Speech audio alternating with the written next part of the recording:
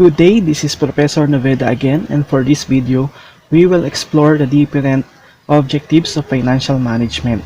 Like what we said on our previous video presentation, financial management is an integral part of any business organization. It is concerned with the effective utilization of funds, and before that sourcing and utilization of funds, the financial manager should determine first the basic objectives of financial management. Meaning the financial manager should answer the why questions, or more specifically, why do we need to source fund, why do we need to utilize fund effectively, and why are we going to perform the important roles of financial management. Kung sasagutin natin yung mga why questions na yan, it can lead us to two parts of financial management objectives. And these are the profit maximization and the wealth maximization. Okay, let me explain the objectives of financial management through the help of this illustration. If you can see, the central part of the whole circle is the objectives. Meaning, before the financial manager can execute the functions of financial management, kinakailangan niya munang alamin yung objectives ng financial management. Anyway, kahit saang area naman, before we can do something else, we should determine muna yung objectives natin. So if you can see, the second circle is all about the profit. Like what we said on the previous video presentation, ang sabi natin doon na ang main objective ng business is mag-earn ng profit. The question is, why do you think earning profit is the main objective of business or the financial management? It is because if the business organization maximize their profit, they can achieve the second objective, which is the wealth maximization. Let us discuss these objectives one by one. Okay, so unahin na natin dito yung profit maximization. When we talk about profit maximization, it is the traditional approach that aims to maximize profit of the business.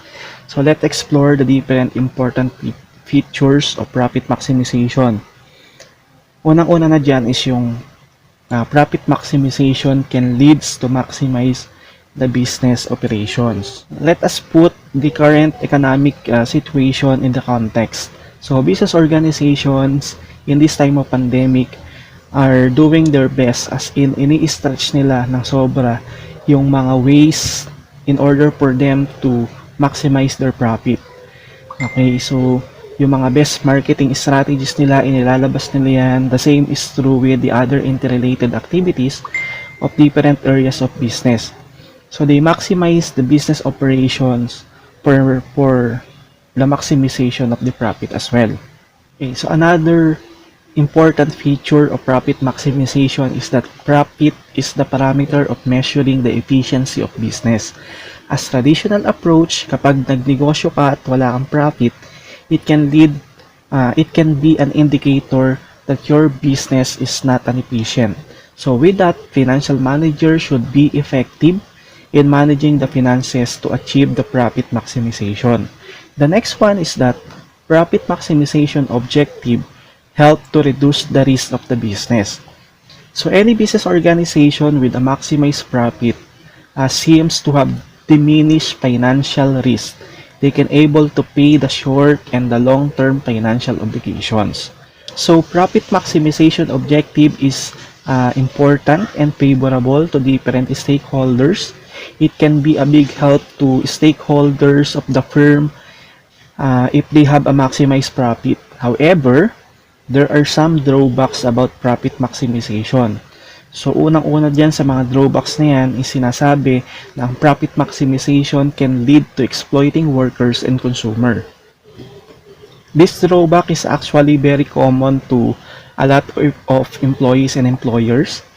If the organization is aiming for a maximized profit, there is a possibility na ma-exploit ang mga workers. So let's say in the production of goods, employees need to render overtime if necessary, to push through the maximization of profit.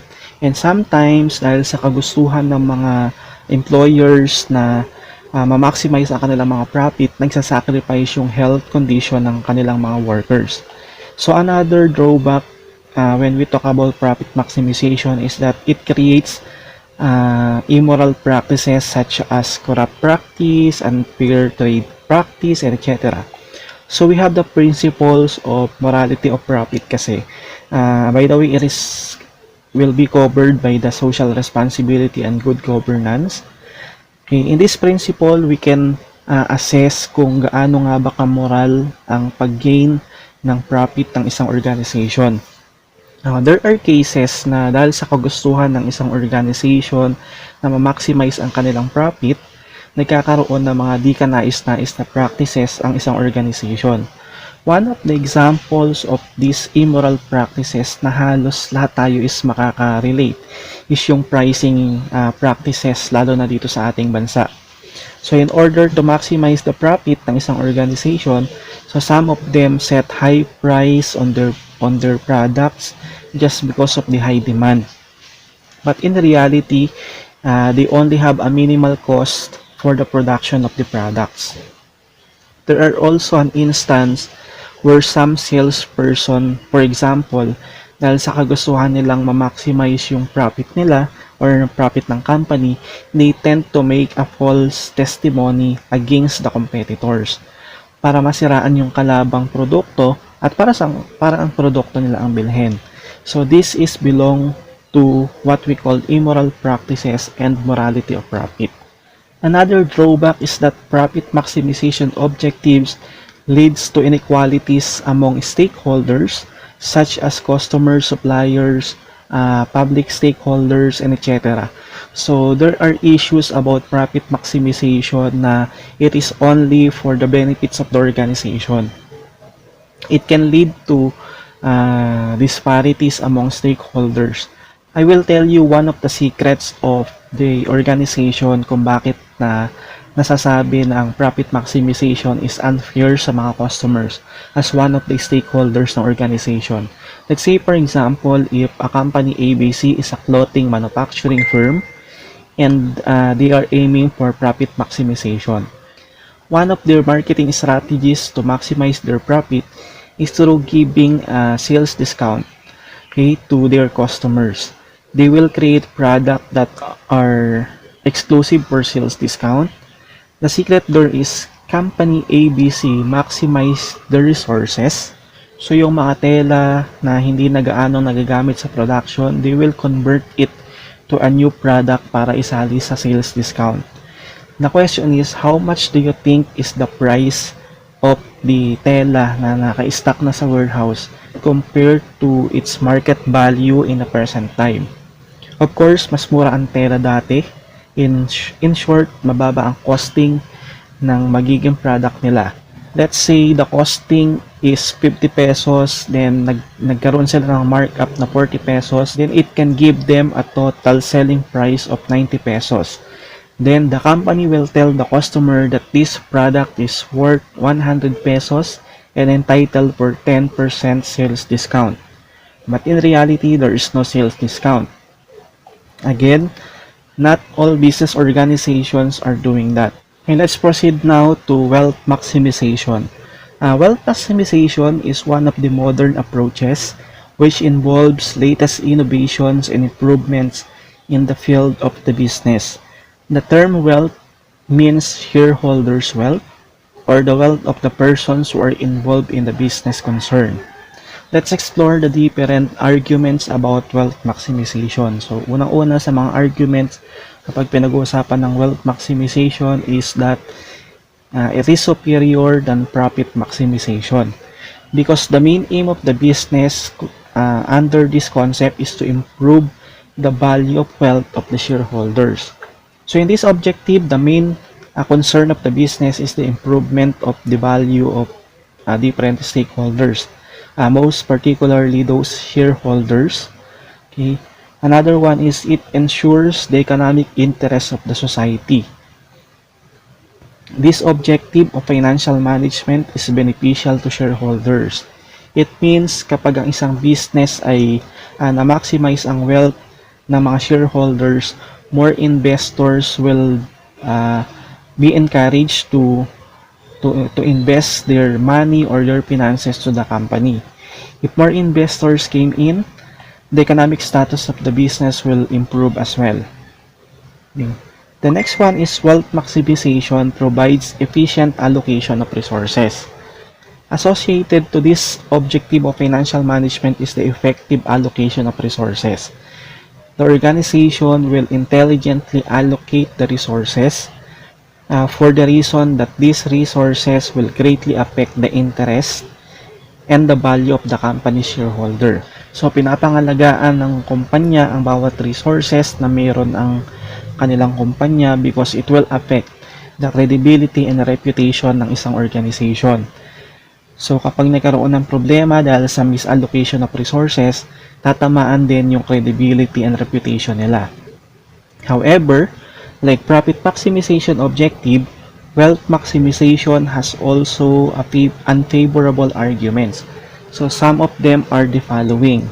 Number 1, wealth maximization is nothing. It is also profit maximization. It is the indirect name of the profit maximization. Sinasabi nga ng iba ng wealth maximization is profit maximization din. If we will think kasi, if the organization maximize the profit, the value of the shareholders nung kumpanya na yon will also increase. Another one is wealth maximization create ownership management controversy. May mga controversy na nangyayari if the organization is aiming for wealth maximization. This kind of controversy is about the ownership management. So example, dahil ang nasa top management ng isang company is also part of the shareholders group, they can easily manipulate the organization's decision for the benefits of themselves. Kasi nga sila din yung makikinabang at the end kapag ang isang organization is na-achieve nila yung objective, which is a wealth maximization. Okay. Management alone enjoys certain benefits.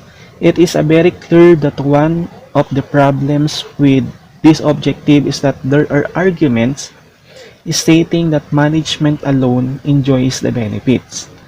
This is contradicting to the cited favorable arguments that wealth maximization ensures the economic interest of the society. To summarize the content of this video presentation, number 1, we have discussed the main objectives of financial management, and that is all about the profit maximization and wealth maximization. We also discussed the favorable and unfavorable arguments of the two objectives of financial management. Okay, so that's all for this video. I hope you learned something today. Again, I would like to remind everyone to please complete your module. Keep safe, everyone.